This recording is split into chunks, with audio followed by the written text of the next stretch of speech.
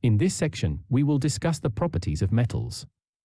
Metal atoms have low ionization energies.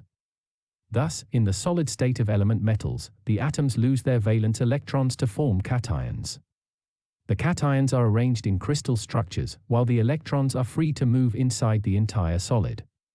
They are called free electrons. The free electrons are responsible for the special properties of metals. For example, free electrons have a tendency to move in external electric field towards the higher electric potential. So, metals are good electric conductors.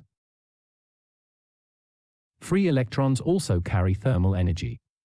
So, metals are also good heat conductors. For example, the heat sinks for CPUs are made of copper or aluminium.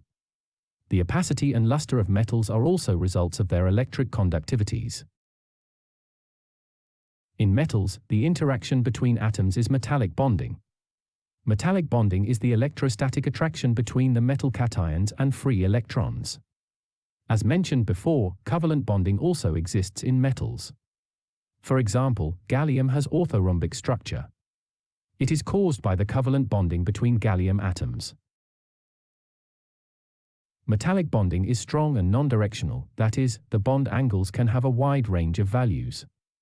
So, it is possible to change the shape of a metal without breaking it. Due to the non-directional metallic bondings, metals are malleable and ductile.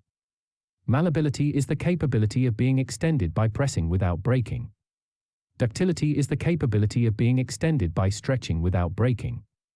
For example, gold is the most malleable metal. A gold film can be hammered into a sheet of 100 nanometers thick, or about 500 atomic layers. Due to the non-directional metallic bonding, metals maintain their electrical and optical properties even in liquid states. For example, liquid mercury has very good electrical conductivity and luster. An alloy is a mixture of metal elements, or metal and non-metal elements. The minor elements in an alloy are called doping. Unlike compounds, such as sodium chloride with ionic bonding, the main interaction between atoms in alloys are metallic bonding. Therefore, the properties of alloys are similar to metals. The properties of alloys may change dramatically with small amount of doping.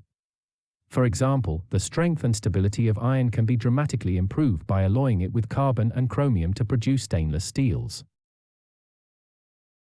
There are two basic types of alloys. In substitutional alloys, some of the atoms of the base metals are substituted with doping atoms. The dopings are also metals and their atoms have similar sizes as the base metals.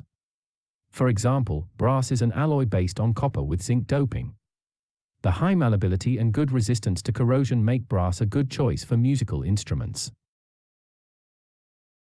In interstitial alloys, the doping atoms are much smaller than the base metal atoms. The doping atoms are trapped in the space between the base metal atoms. The additional bonding between the doping and base metal atoms enhances the mechanical properties of the alloys.